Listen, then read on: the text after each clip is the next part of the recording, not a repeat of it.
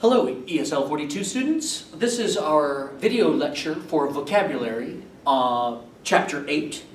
And that is a lecture that begins on page 46 and continues on 47. So if you don't have your vocabulary book in front of you right now, turn to page 46 and 47. Please go ahead and get your vocabulary book, and I will begin by giving you the pronunciation of the words, as I always do, and then reading the sample sentences, and then you will have to figure out the correct meaning of the words based on the example sentence, as we always do for each chapter. Also, when I'm reading the sentences, remember I'm showing you the relationship between the writing, the punctuation, and the voice, so please make sure that you're reading along with me as I read the example sentences, as we always do again, okay? So, I'm beginning now on page 46 in vocabulary. This is chapter 8. And the first word in the chapter is blatant. Again, blatant. Example sentences. Ava is a blatant bargain hunter. Not only does she wait for end-of-season sales, but she chooses an already reduced item and then asks if the salesperson will accept a lower price. And the second example, the company's disregard for the environment is blatant.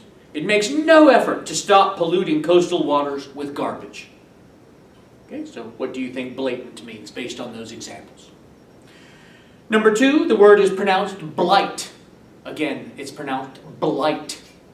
Example sentences, nothing has hurt our country more than the blight of drugs. And 2, there are 2 ways of looking at TV. As a valuable source of information, or as a blight that dulls the mind. So what do you think blight means? 3, the word is contrive. Again, it's pronounced contrive. My 8-year-old son could write a book titled 101 Ways I Have Contrived to Stay Up Past My Bedtime. And the second example, Jill has to contrive a way to get a day off from work for her friend's wedding. She's already used up all her vacation time. So what do you think contrive means? The next word is garble. It's number 4 on page 146. The word is garble. The news reporter garbled the newspaper story. The result was an article that made no sense at all. The company had garbled the bike's assembly instructions so badly that we were constantly confused about which step to do next. So what does garble mean? Our 5th word is gaunt. Again, repeat after me, gaunt. Abraham Lincoln's beard made his gaunt face look fuller. And the second example, Sharon's eating disorder, called anorexia nervosa, has made her so gaunt that she looks like a walking skeleton. What do you think gaunt means? The last word on page 46 at the bottom is pronounced gloat. Again, gloat. And the sentences, the coach told his team, there's only one thing worse than a sore loser, and that's a mean winner. Don't gloat. And the next example, Neil's sister always tattles on him and then gloats when he's punished, saying, I told you so. And of course, tattled means told. He's telling on somebody like little kids do. He broke your dish. That's an example of tattling, telling on someone. All right, that's our 6th word, gloat. Figure out what that means. At the top of page 47, our next word is immaculate. Again, immaculate.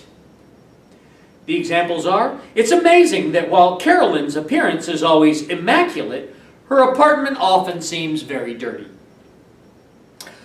Don't expect a child to come home from a birthday party with immaculate clothing.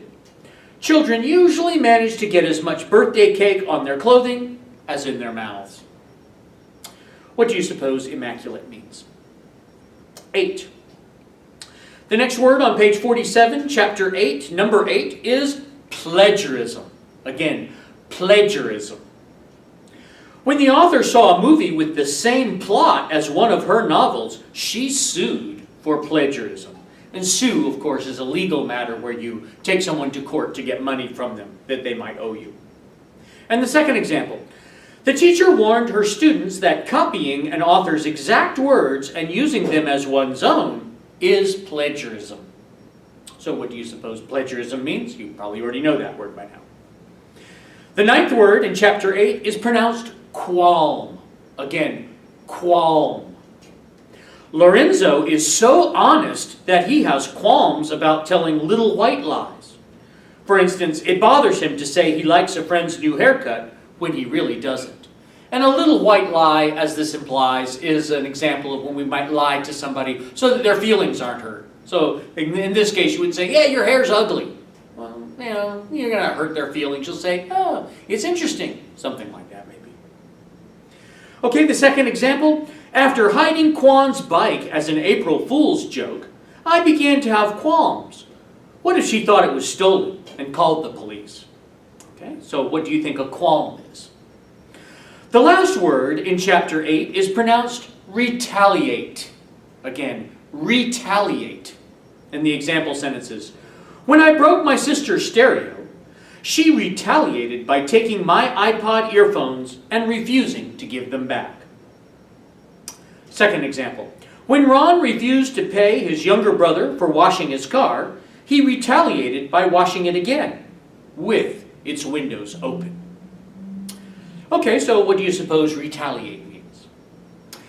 Now that I've gone over the pronunciation of the words and how they're used in sentences, and you were to figure out the definitions, go ahead and complete matching words with definitions and complete the rest of the chapter, page 48 and 49, for our class, for our next class. Okay? Thank you. Good.